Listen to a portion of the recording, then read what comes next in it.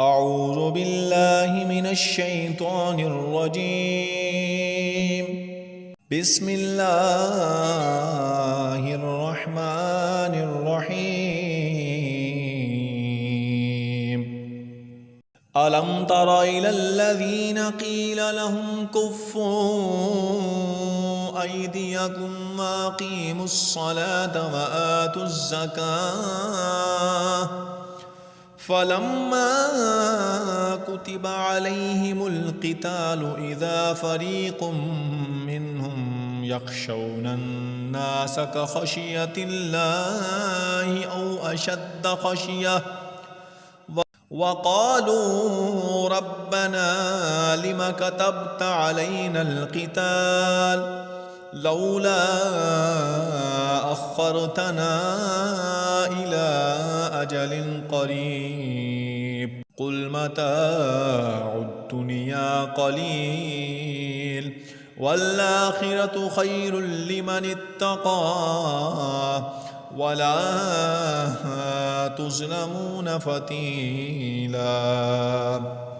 أينما تكونوا يدرككم الموت ولو كنتم في بروج مشيدة فإن تصبهم حسنة يقولوا هذه من عند الله وإن تصبهم سيئة يقولوا هذه من عندك قل كل من عند الله فما لهؤلاء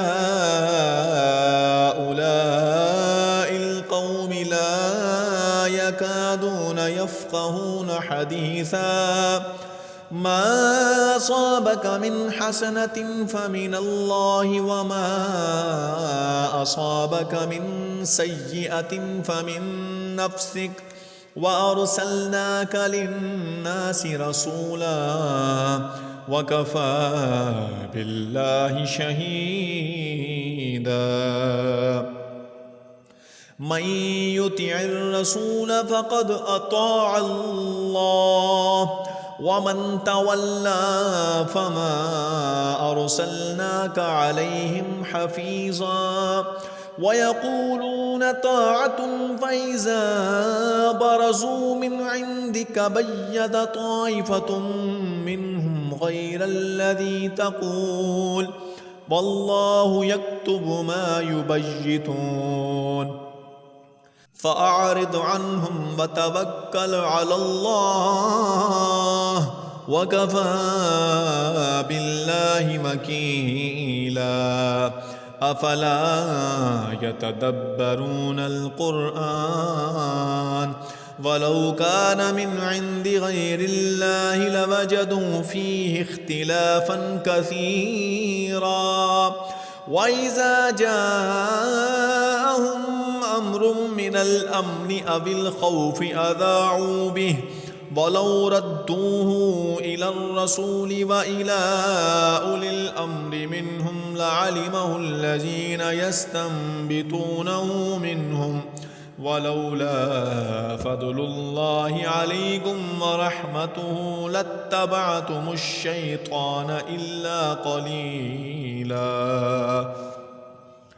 فقاتل في سبيل الله لا تكلف إلا نفسك وحرض المؤمنين عسى الله أن يكف بأس الذين كفروا والله أشد بأسا وأشد تنكيلا.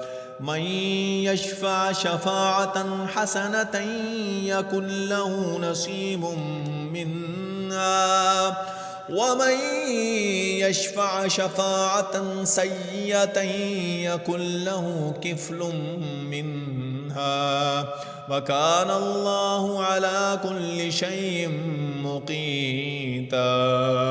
وإذا حييتم بتحية فحيوا بأحسن منها أو ردوها إن الله كان على كل شيء حسيبا.